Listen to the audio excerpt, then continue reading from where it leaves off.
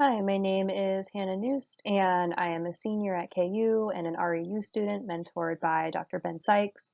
And I have spent my summer researching microbes that live on the edges of rivers and streams. For a little bit of background on my project, soil microbes like fungi and bacteria are really important to lots of ecosystem processes.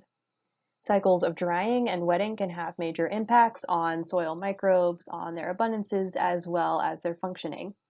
And climate change is expected to have really big impacts on these drying and wetting cycles, on how often they happen and on how intense they are. So we thought it would be really interesting to study microbes that live on the banks of rivers, since these experience pretty frequent drying and wetting as the water level of the river changes.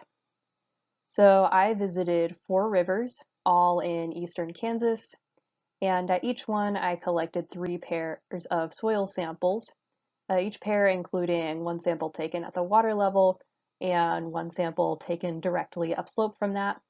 I took all of those samples back to the lab and quantified DNA concentrations for each one. And my first major finding was that there was pretty wide variation, both in bacteria, but especially in fungi, just among the 4 rivers. Even more interesting to me, though, was that fungi consistently had higher abundances in upslope samples, seen in orange here, compared to the corresponding water level samples seen in blue. And this is something that you can see here at each of the 4 rivers. Bacteria, on the other hand, do not seem to show any sort of pattern related to water level and upslope samples. So this led us to conclude that fungi are likely very sensitive to drying and wetting cycles, since they were so much less abundant at the water level where there would be more frequent inundation. Bacteria, on the other hand, seem to be more resilient to these cycles. At the end of the day, though, both fungi and bacteria are subject to the influences of each individual river's unique characteristics.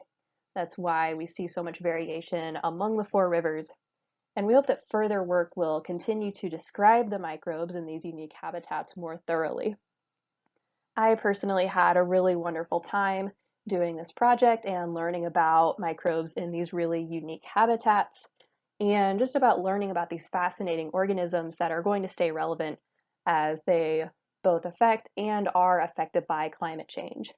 And I would like to end by thanking everyone who made this project possible and everyone who took the time to watch this video.